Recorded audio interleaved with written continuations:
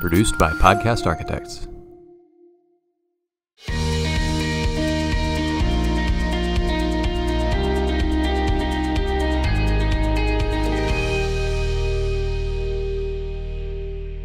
And so when you have observed this, people not wanting to hold others accountable, do you think that it's more of a situation where there's just not a lot of clarity and agreement about what it is that was trying to be accomplished in the first place, or something where? Sure, that's super common. Yeah. No vision document, no planning document, nothing, no central set of expectation everybody agrees on. When I got on the board at Texas Southern, I literally filled out a VTO for the university because they didn't have one. They didn't have anything like it. And then I chopped it down to make it work for university, turned it into a 4-year picture instead of 3 years. I had to modify it a good bit. And then I brought it up for a vote. I was like, we all have to agree on what we want in 1 year, 4 year, and 10 years. And we got to agree on our values. We didn't have a set of values that we really used or talked about. And so we turned it into an acronym, TSU Proud, and have it designed, then had to put in banners everywhere. And we talk about those values and what they mean. And it's the same thing. So definitely lack of alignment. Usually it's just a whole bunch of assumptions from the leaders on that their people know what they want, even though they never articulated it clearly or put it in writing, and assumptions from people below on what the leaders want, even though it was never communicated to them. There's just a whole mess load of assumptions that take place. And then the reality is that the process of having difficult conversations is too painful for most people, and so they avoid it.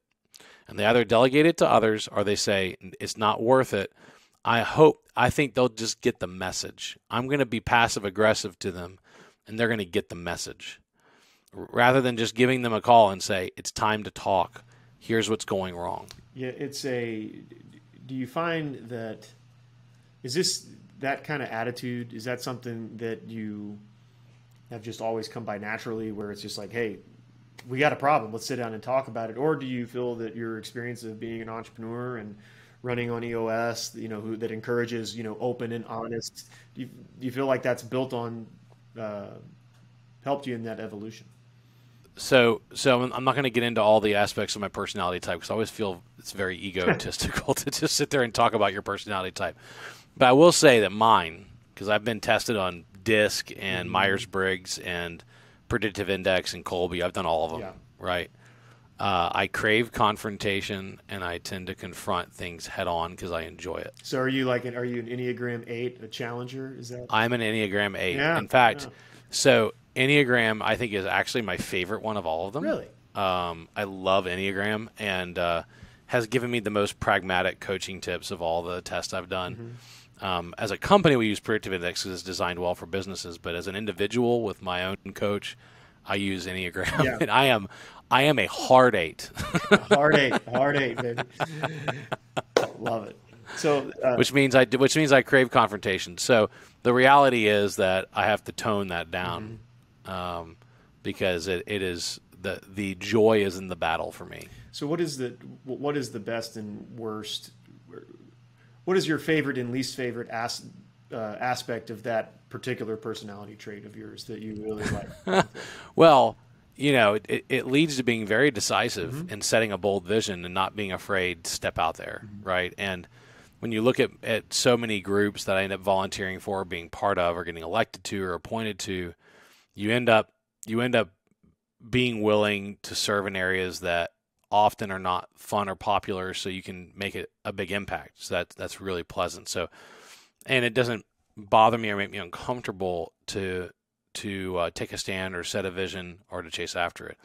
The downside to that, because everybody is a package deal, right? Salespeople are a package deal, and they have great benefits and horrible downsides.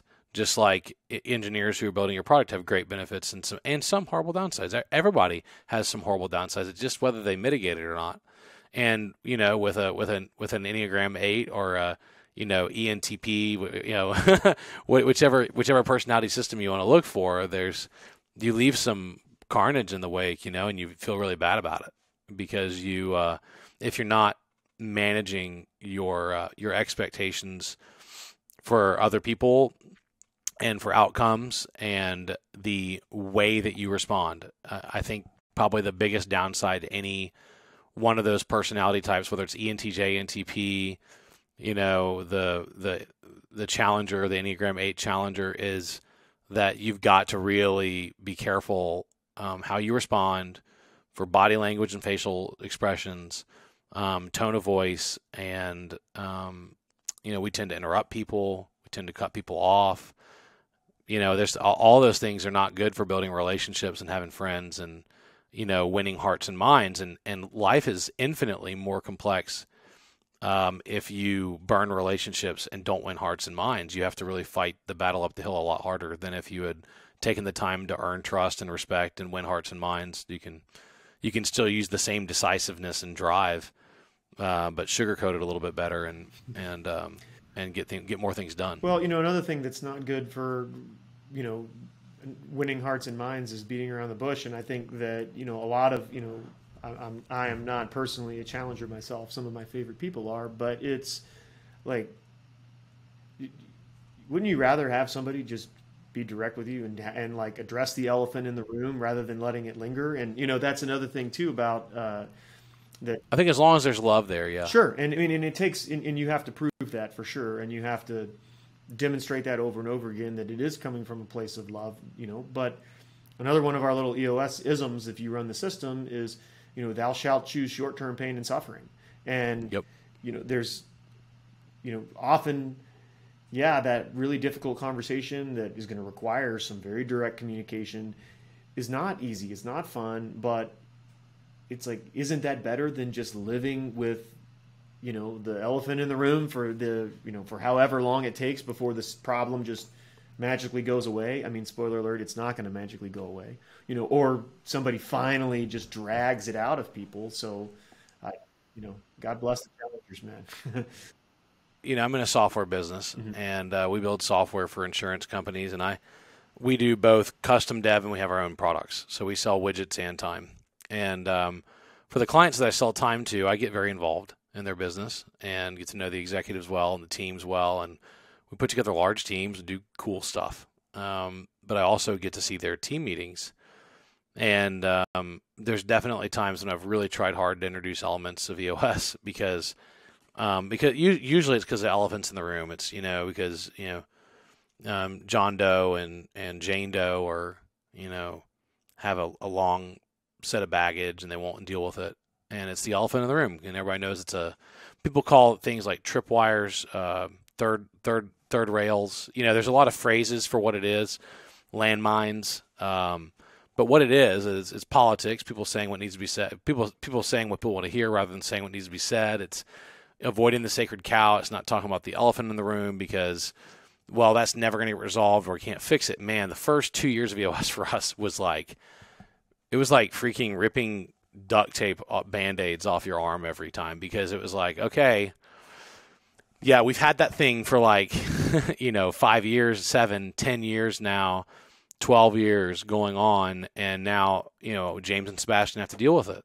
Like we can't not deal with it anymore. We have to address it. And, I think one of the hardest things organizations have too is holding leaders accountable. And I've made some huge mistakes in 21 years of running this business. I mean, massive, embarrassing, and probably the most amazing thing was how my people helped me get better and recover from that, not make that same mistake again. And that's the other really cool part of it when you actually get on the other side of implementing a system and having values is if you're doing it right as a leader, your people will help you get better because you open the door for them to. With an Enneagram 8, you generally tend to intimidate people, and so people don't like to tell you when you're messing up because you either whatever it's complicated, right? So you have to always open yourself up and remind them that you want to hear their feedback. Well, and it's and it is and it's kind of doubly challenged whenever you have a lot of people that have Enneagram 8 personalities are described as like, oh, he's a strong personality or she's a strong personality. That in and of itself is challenging. But then also whenever you are the leader, it's like, dude, like I think that a lot of people that are leading companies, it's like we don't, it's like put our pants on one leg at a time like everybody else. But it's like whenever you step into the room, it's like, oh, it's the CEO. Wow, it's the owner. Oh, it's whatever. And it's like people are, it kind of changes the way that people behave around you a little bit, and certainly doesn't encourage very open, direct, and communication directed towards you as the leader of the business. So yeah, that's why I like having a business partner too, by the way. yeah, because he's not family. He's like family. I mean, he and I've been friends since I was 14. But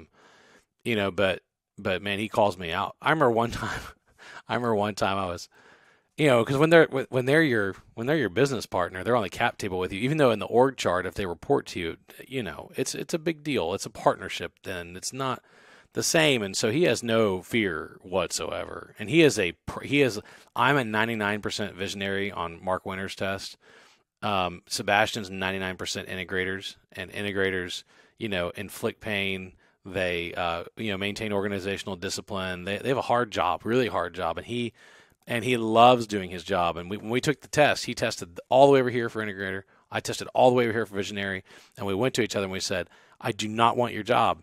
And actually that was just the coolest thing, because I see so many visionaries and integrators end up in each other's business, and a lot of tension, and a big sacred cow in the room is that they secretly want each other's jobs and they think they can do it better.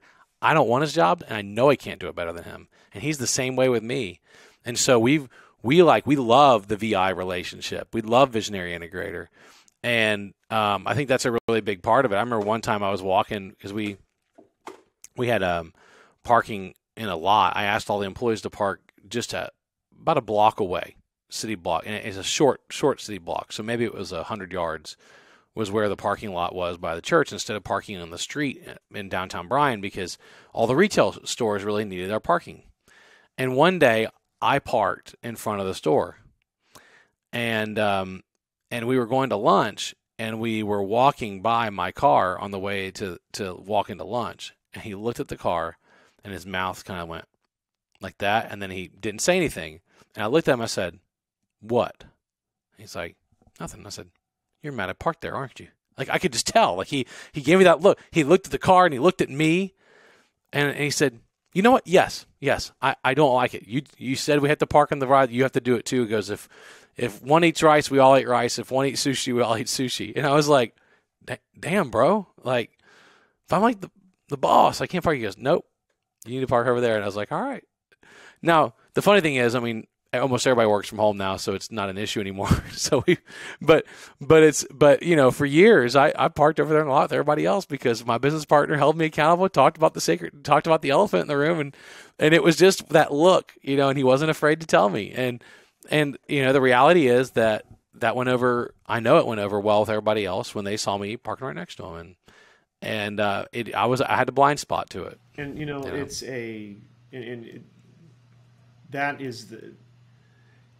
that is your culture.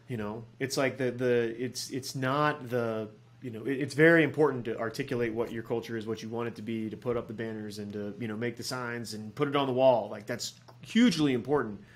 But at the end of the day, it's all of the 1,000 little tiny decisions that get made every single day. It's the little bitty things that, add up to what the culture really is, and so it's, culture is rooted in values, yeah, right?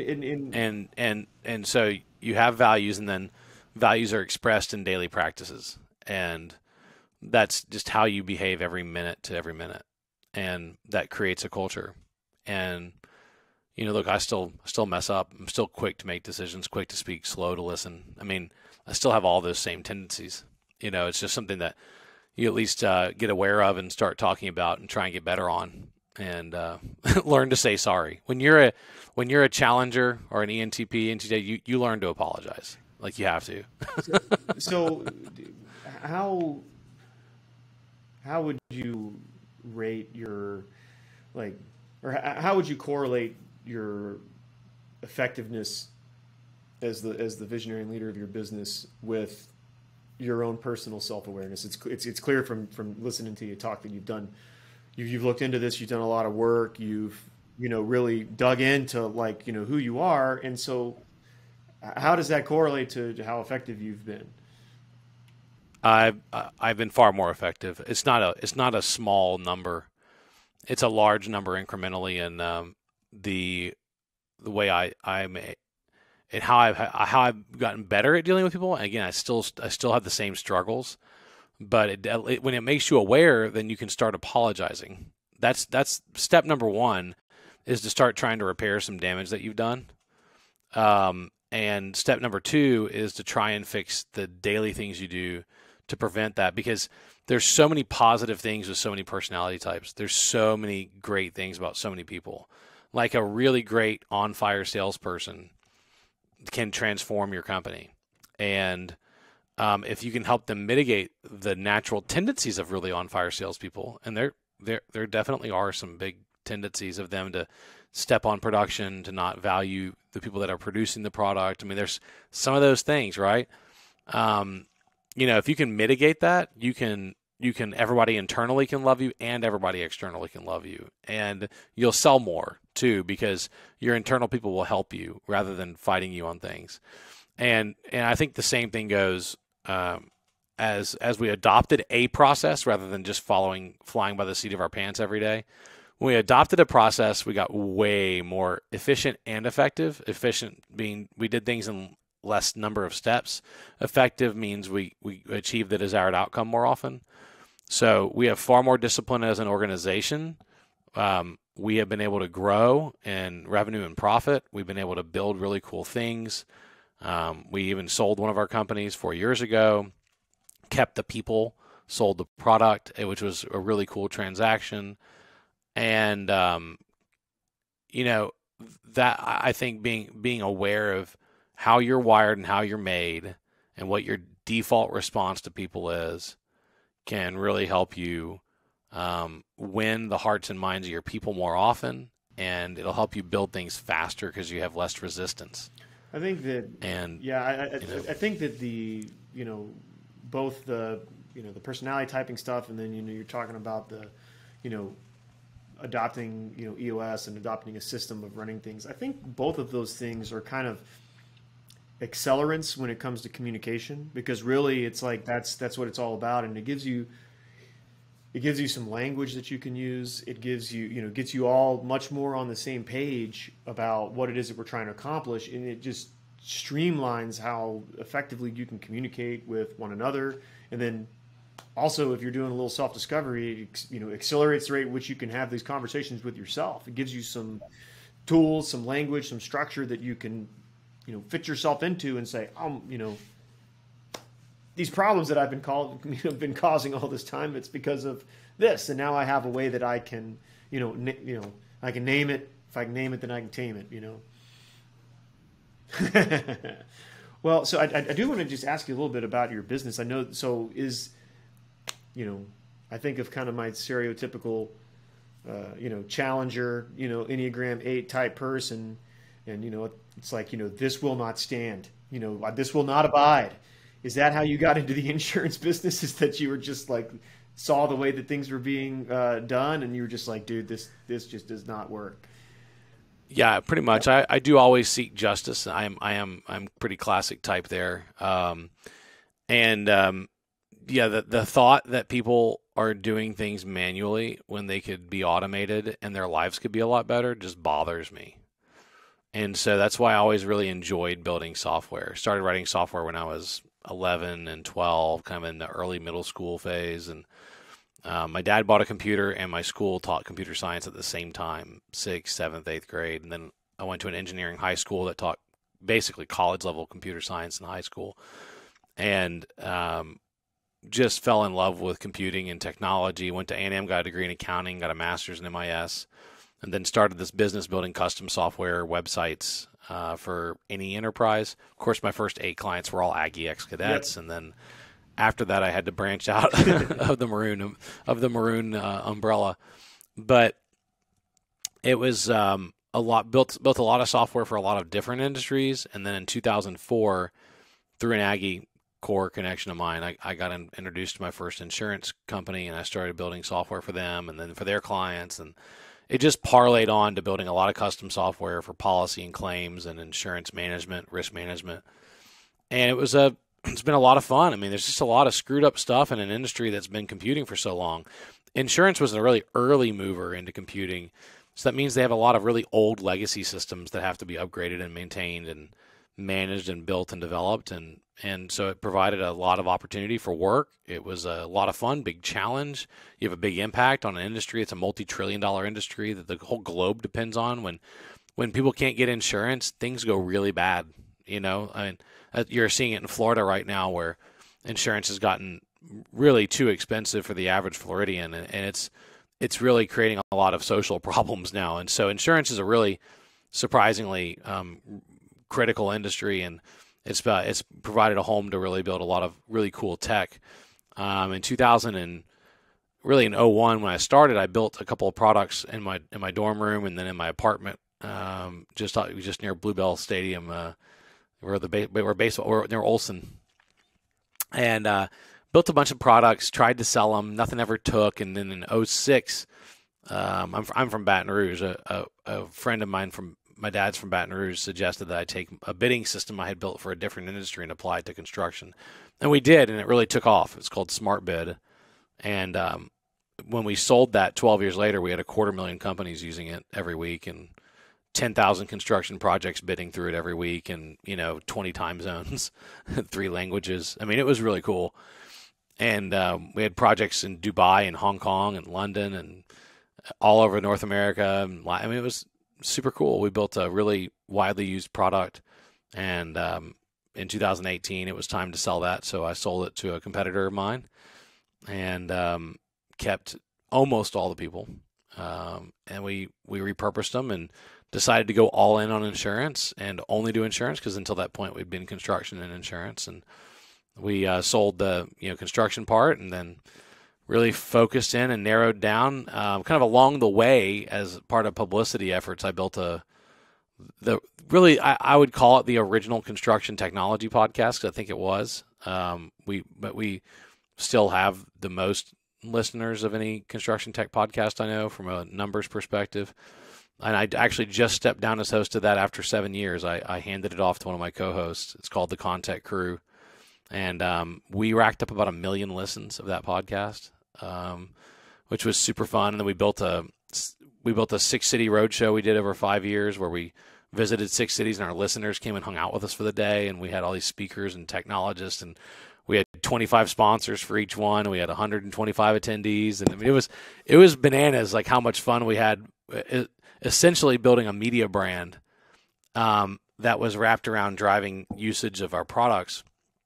But did a lot of speaking. I keynoted probably 400 construction conferences, and I've spoken in a ton of insurance ones too. And so we've ended up building a few different things, but the long and short of it now is it's all enterprise software for insurance companies, whether it's stuff we get paid by the hour to build or whether it's one of our 2 products. So now that you have niched down and consolidated from used to it used to be anything, and then it was construction and insurance, and now it's just commercial. So is business more or less fun now that you have niched down and gotten zoned in on your one target? I've had the pleasure of talking with Gino Wickman a few times, and emailing back and forth with him, and his email signature. He's the guy that wrote Traction for EOS, and for the listeners, I know you know that, but he always signs off with "Stay focused." Yeah, that's his signature. So, and quick aside is that I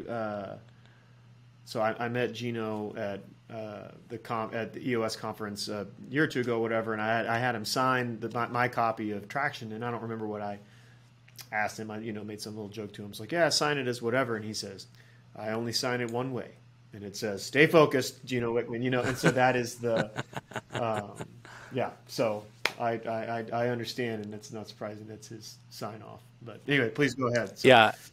Well, no, but it really challenged that level, and we talked about that a lot with my EOS implementer, Ken DeWitt from Birmingham, Alabama, and Ken always said, "Do less better." Gino says, "Stay focused," and so the short answer is, I am far happier being far more focused.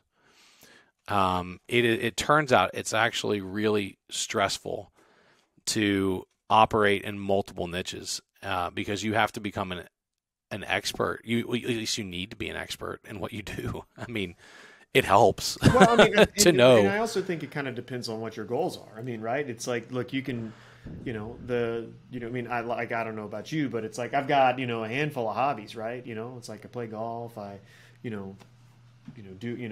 play golf, I do, hang out with, friends, and I, read, and I, just kind of create, little, drawings and stuff like that. But it's like I'm not great at any of like the things that I do, right? But I don't care. I'm not trying to be. Like, I don't need to be great at golf. I don't need to be whatever. But it's like, in business, it's like, I don't think many of us start companies to say, like, hey, I want to just be okay at this. It's like, if you want to be great, then all of those things become much more of a distraction.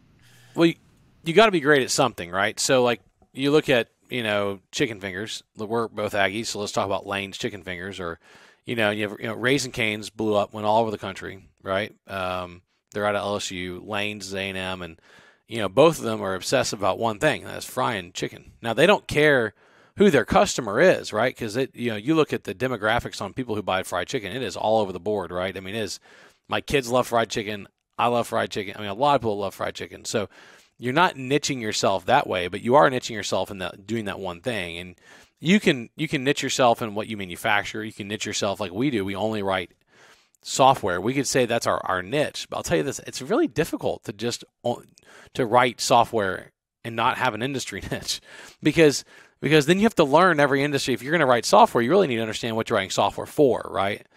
And that's where there are certain businesses that it really helps if you really focus. Now, I will say this, I fell in love with construction, and we still have a lot of construction companies that use our insurance products, right?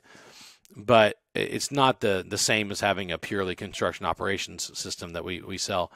And so I really miss that, but the focus allows us all to learn this core set of skills, get really good at understanding our messaging, really good at understanding who we're selling to, really good at understanding the problem statement. And I think that's like all companies exist to solve a problem. I mean, they do.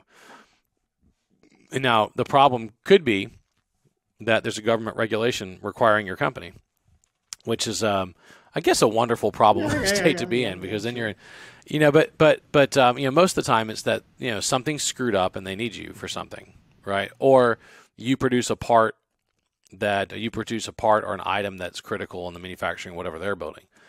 So, I mean, all businesses serve to solve problems. And so I think it helps if you understand the problem statement, which is why focus has allowed me to be more effective, has really helped, has been a lot of fun. And our two products and our services are all geared around the same audience. And so I can have a really great conversation with anybody about, hey, you don't want to build your own software? Well, use Terra. It's our policy and claim software. If you don't want to buy Terra or Smart Compliance, we have custom devs that can help you. So you can have that conversation with everybody, and you have some 2 or 3 things to sell them.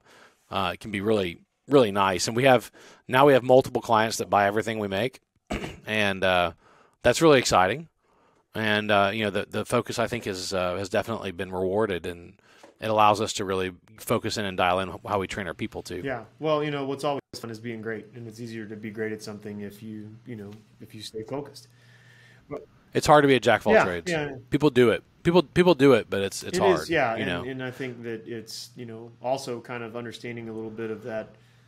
Kind of the self-discovery that we were talking about before, of just like understanding what it is that you, not as a company, but as an individual, bring to the table, and recognizing that there are some situations where that's going to be, highly valuable, and then others where it might not, it actually might be unhelpful to bring those skills to the table. So, well, I really appreciate all of the, all of the wisdom that you've shared. And this is something that I always like to ask, especially for, you have been on quite a journey, right, as an entrepreneur.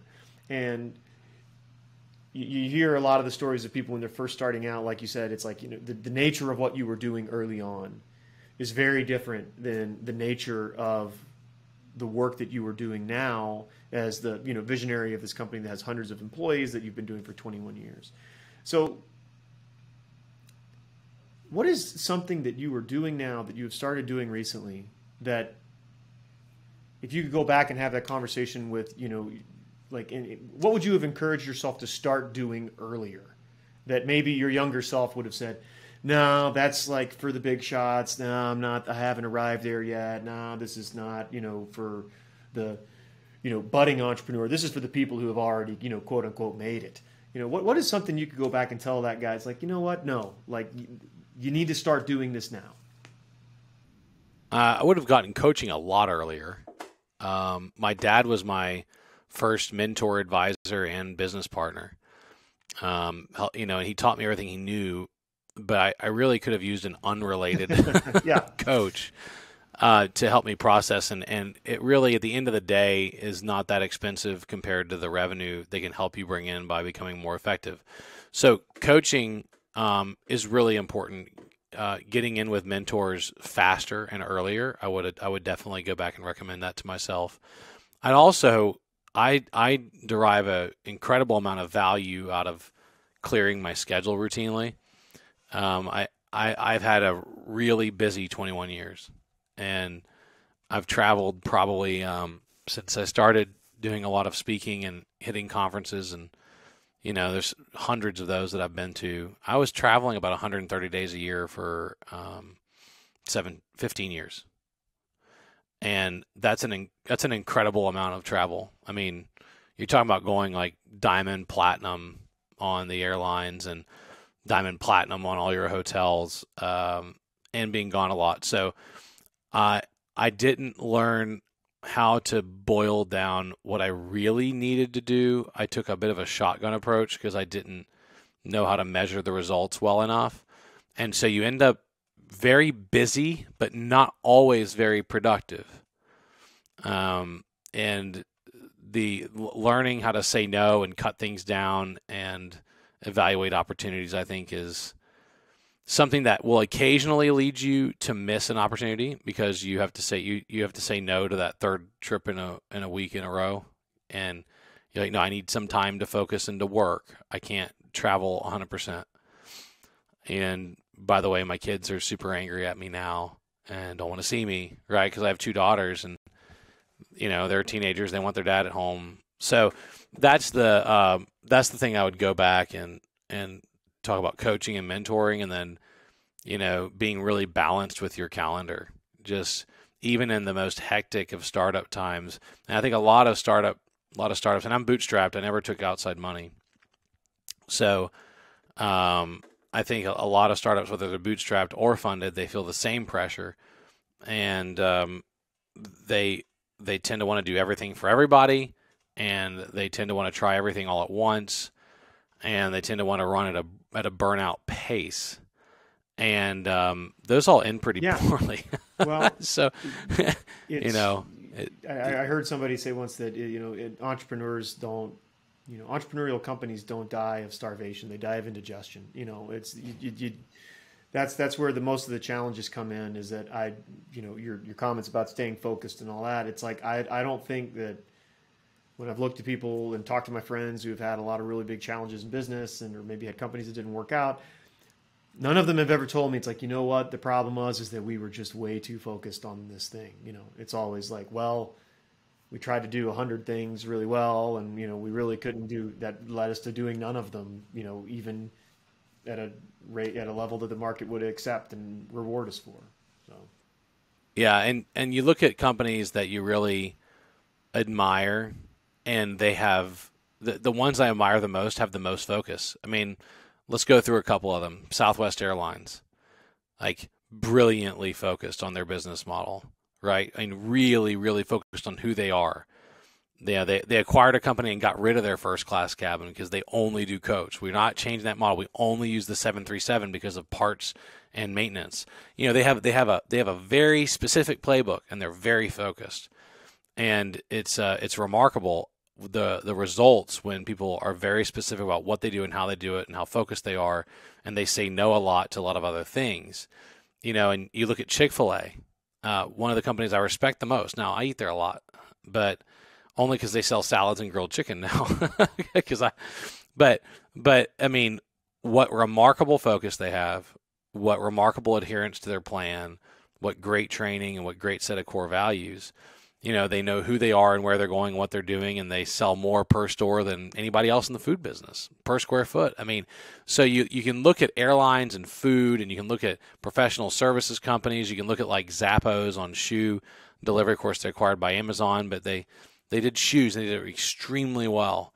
And they sold a lot of shoes, and they were very focused, and they did innovate. Those are all companies I've really respected, and I want us to be focused and passionate, have a way that we do things, and execute really well. And we're getting there on several big parts of our business. We're really getting there to where we execute really well, and we're bringing up really great leadership in the ranks now that are running and getting accounts, being the account manager, which is a big deal in our company, or product. If you're an account manager or product manager, you're right there leading stuff. And we got some young folks that are stepping into those roles and are doing a great job, and that's probably the most exciting thing to me, is to see how you can replicate that success, and it's not just you anymore, or just you and your leadership team, but it's this whole rank of managers that exist underneath the leadership team that are just killing it on a daily basis and are proud of who they are and what they do and how they do it, buy into the culture, they get rid of bad people, they bring in good ones. And they run that business like it's their business. That's probably like the coolest thing ever. It's as cool, and I'm a pilot. It's as cool as taking off and landing a plane, man. It's like that cool. It's a lot of fun. It's super exciting, and seeing people grow and get promoted and succeed with you is really fun. And knowing that you're hopefully creating a work environment that doesn't destroy their personal life. And that's something I think about a lot. Like, does how we treat people, because I don't shy away from applying pressure to people or challenging them or debating.